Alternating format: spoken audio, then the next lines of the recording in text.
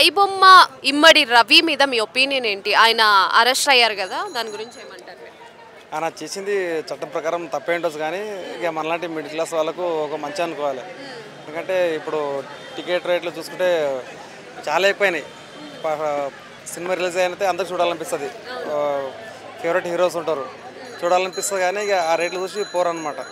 ఇప్పుడు ఒక రోజుకు ఇప్పుడు టికెట్ 500, 1000 అట్లా చాలా సినిమాలు చూసినాము. ఇప్పుడు ఉన్న మిడిల్ క్లాస్ వాళ్ళు ఒక అబ్బాయి ఒక రోజుకు 500 సంపాదించగలుగుతారు, ఒక 1000 సంపాదిస్తారు. పొద్దున్న నుంచి వెళ్ళి నైట్ వరకు చేసిన పని ఆ ఒక టికెట్కి పెట్టాల్సి వస్తుంది.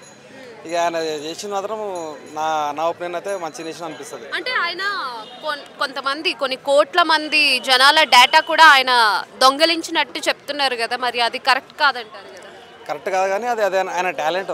అది దొంగలించి ఆయన వేరే తప్పు మిస్ అయితే అసలు ఏం చేయలేడు. అతని చేసిండు ఇట్లా తప్పు చేసిండు అంటే అది ఒకటి చట్ట ప్రకారంగా అది ఐబొమ్మ అది కూడా తప్పు, కానీ మిగతా అయితే తప్పు లేదు.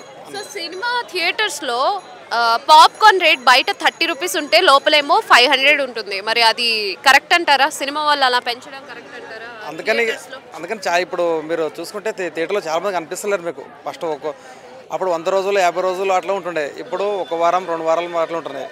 1 రోజు 2 రోజులు తప్ప అసలు ఎవరు చూస్తలేరు సినిమా. అందుకోసమే అందరు ఫోన్లో ఓటీటీ ఆ ఆప్షన్ ఎంచుకుంటున్నారు అందరూ. సో ఈ ఇమ్మడి రవిని పట్టించింది వాళ్ళ భార్య అని చెప్పేసి అంటున్నారు. ఎందుకంటే ఆయన విదేశాల్లో ఉంటారు, బట్ వాళ్ళ వైఫ్కి విడాకుల విషయంలో కోర్టు పని మీద వచ్చారనమాట ఇండియా. వచ్చినప్పుడు వాళ్ళ వైఫ్ దొరకబెట్టేస్తుంది అనమాట ఆయన్ని. అవునవునండి.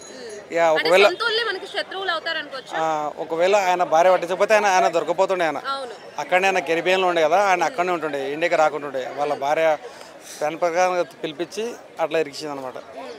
సో ఈయన అరెస్ట్ తర్వాత చాలా మంది మిడిల్ క్లాస్ ఫ్యామిలీస్, చాలా మంది ఇలాంటి వాళ్ళు ఒకటే అంటున్నారు, ఆయన చేసింది కరెక్టే, మీరు కూడా ప్రైజెస్ పెంచేస్తున్నారు సినిమా వాళ్ళు, టికెట్ ప్రైజెస్, అది కరెక్ట్ కాదు కదా అని చెప్పేసి అంటున్నారు. మరి మీరు కూడా అలానే అంటారా? ఇన్ కేస్ మీరు చెప్పాలి అనుకుంటే తెలుగు ఫిల్మ్ ఇండస్ట్రీకి ఏం చెప్పాలనుకుంటున్నారు టికెట్ ప్రైజెస్ గురించి? మీరు చూసుకోండి, ఇప్పుడు సినిమా ప్రొడ్యూసర్లు కానీ కొంచెం సినిమా ఇండస్ట్రీ వాళ్ళు కొంచెం వాళ్ళు తప్ప ఎవరైనా తప్పుపడతారు. సోషల్ మీడియా మొత్తం ఆయనకి ఫుల్ 99% సపోర్ట్ ఉంది. ఎవరో ఒకరే సినిమా ఇండస్ట్రీ వాళ్ళు, ప్రొడ్యూసర్ వాళ్ళు తప్ప ఎవరు ఆయనకు వ్యతిరేకిస్తలేరు, అందరూ సపోర్ట్ కొట్టినారు. నేను కూడా ఆయనకు సపోర్ట్ చేస్తున్నా. ఇంకోటి ఇక ఇండస్ట్రీ వాళ్ళకి ఏమంటే రేట్లు పెంచుండి, కానీ చూసి పెంచుండి. ఇక అడ్డగోలుగా 500, 1000, 2000 అంటే ఇక వాళ్ళ కలెక్షన్ కోసమే తప్ప అంతకుమించి ఏం లేదు, ఏం లాభం లేకుంటుంది నా ఒపీనియన్.